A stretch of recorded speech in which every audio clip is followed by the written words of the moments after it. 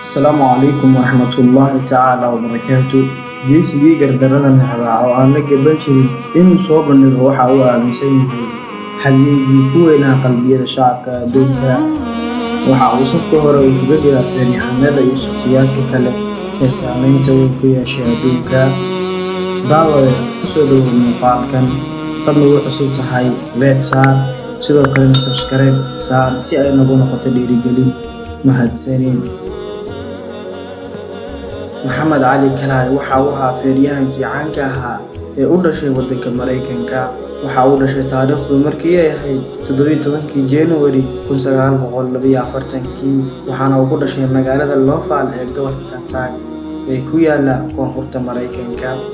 Waxa uu ka dhashay qoys haysta diinta Masiixiga. Waxa ay waalidkiisu ugu wanqaleen magaca ah Cassius Marcello. Maxamed Cali Kalay waxa uu ku guuleystay feerka miisaanka culus tiro gaaraysa 4 jeer. Sidoo kale waxa uu muddo dhan 20 sano ku dhex jiray ciyaaraha feerka miisaanka culus. Waxa uu ku guuleystay horyaaladii adduunka sanadihii kala ahaa 1964, 1974, 1978 iyo 1999. Maxamed Cali Kalay ayaa loo aqoonsaday inuu yahay ciyaaryahanka ugu wanaagsan ee caalamka soo maray qarnigii 20aad. Kalay ayaa aad caan ugu ahaa goysmada ama kasta faraha badan, maadaama ay dhib u keeni jirtay feeryahanada isaga la tartamaya. Waxaa kale oo caan ku ahaa inuu tuuro feerka degdega ah. Sanadii 1964 ayay ahayd markii ugu horeysay uu Maxamed Cali Kalay uu si la yaab leh uga guuleystay feeryahankii horyaalka miisaanka culus ee lagu magacaabi jiray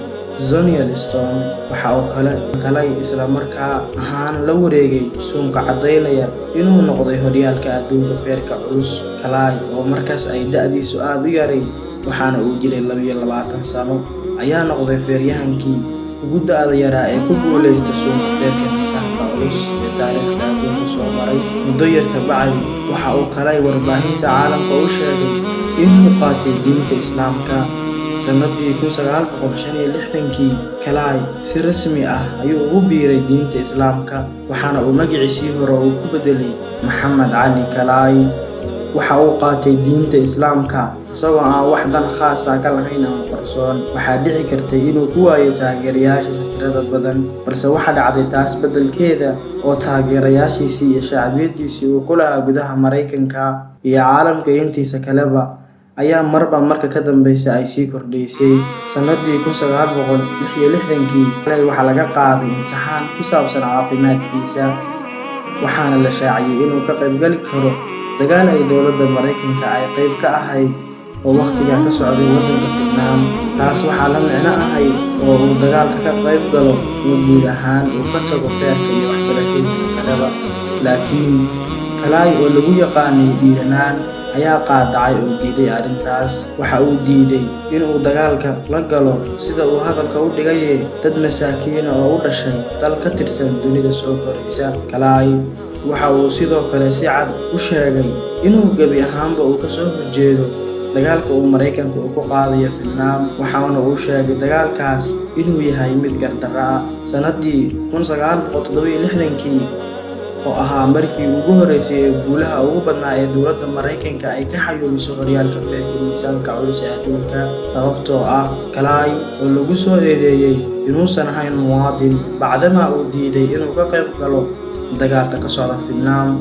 Muddo 3 sano ah kama uusan qayb gelin tartanka feerka, laakiin waxa uu mar kale dib ugu soo laabtay feerka sanadii 1970. Sidoo kale 1978 oo Kalay markii saddexaad uu ku guuleystay suunka horyaalka adduunka kadib dhibco ka tirsaday guuleystihii feeryahanka ahaa Johannesburg. Kalay oo markiisii afraad xaqiijiyay guushiisii ayaa ciyaartii wareegay 11aad waxaa joojiyay tababarihii Angolya Donet oo garwaaqsaday inuu feeryahankiisa ay soo gaareen dhaawacyo xooggan. Waxa uuna Kalay ciyaaraha uu ka fadhiistay 1980, markaas oo ay da'diisu jirtay 40 sano.